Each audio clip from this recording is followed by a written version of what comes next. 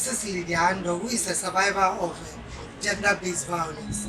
And we met her in July of 2021 when she discussed the issues openly in the salon when I was here. So I invited her to the INERELA office where she met the counselors on the Tuesday morning.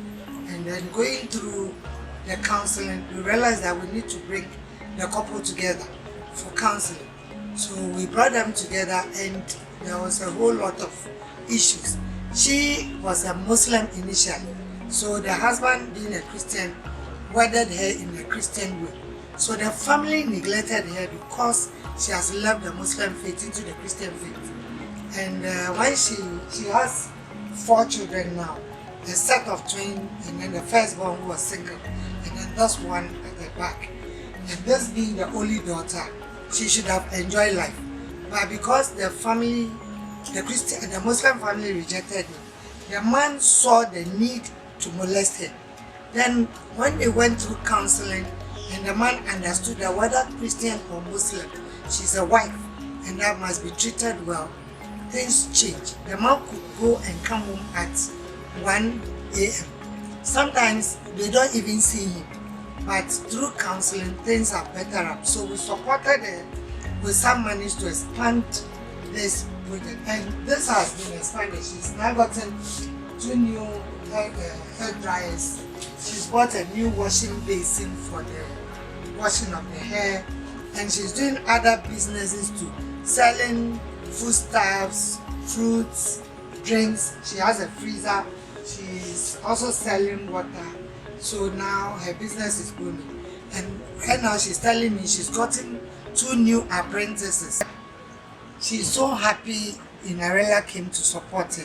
Had it not been INERELA, she would have lost this baby at her back, because the baby was failing to thrive. But thank God, now the baby is doing well. So she's so grateful to INERELA Ghana. My name is Miss Green Apple, married to a pastor.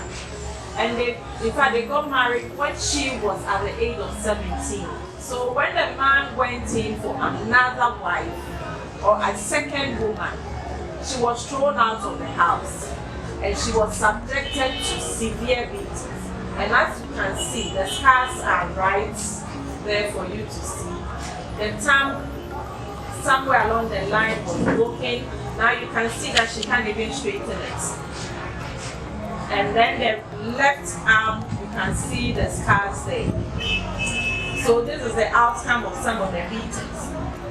She was subjected to severe beatings to the extent that she had an injury in the head, the eyes, that she had to go for a CT scan. In fact, when she was thrown out of the house, somebody offered a helping hand and gave her a kiosk, a wooden structure to live in. So that was where she was sleeping. So the woman who offered her that structure, she had to live in for 4 solid years. So the woman was helping. But then the severity of the injury of the head and that of the eye, she just couldn't bear it. And she didn't have any money to go for medical checkup. So she had to be telling people her story, and that ended her up with DOPSU, that is the Domestic and Victim Support Unit of the NEMA, of the Ghana Police Service, and that is the NEMA branch. So when she went there to see the officer in charge, what is DSP Mavis AJ, she also referred the case to INERELA Ghana. And that was when INERELA Ghana came into the scene.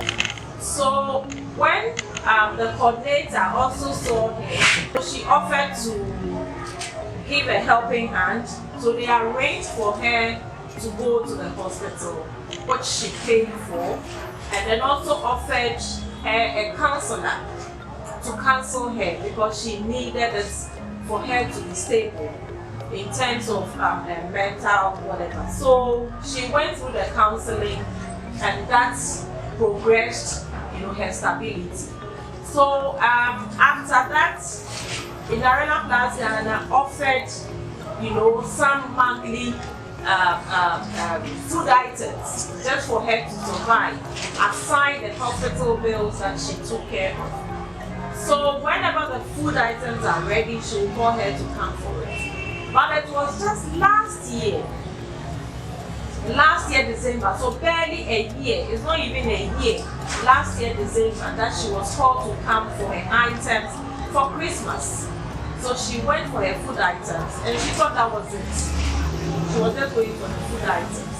Just when she was about to leave her house, she gave her an envelope, and that envelope contained 200 Ghana cedis.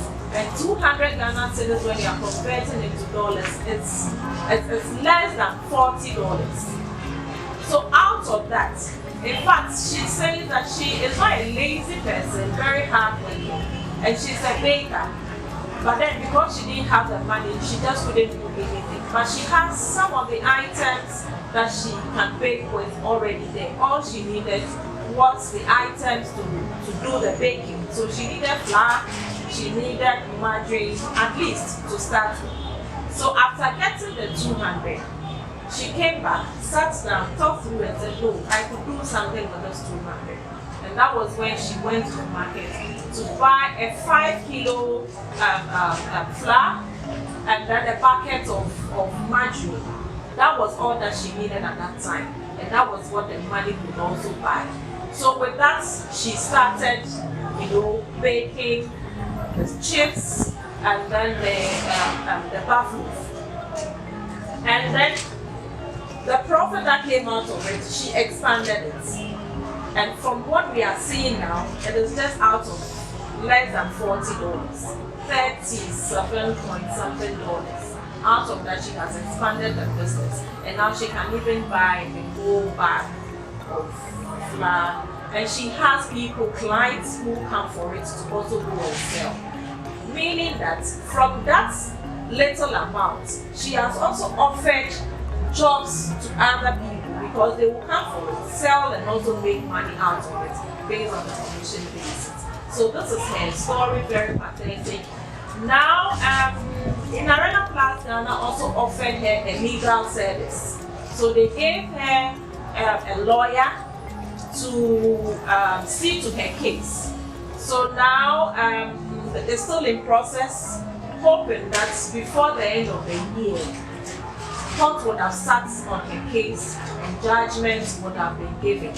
Currently, what the court did was to eject the wife or the woman that the husband went in for, because it is not a legal marriage. And she being a married woman, legally married, she was entitled to the property.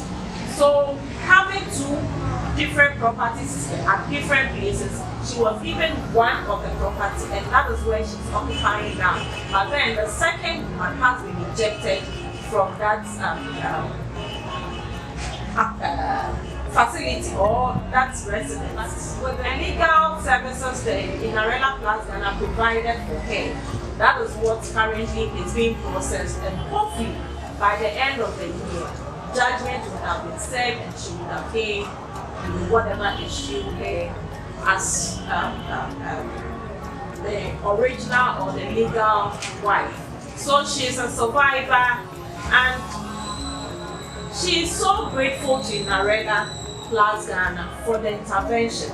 Without the intervention, well, she would have been a dead person by now. We would have been mourning her by now. And she always remembers INERELA Ghana in her prayers.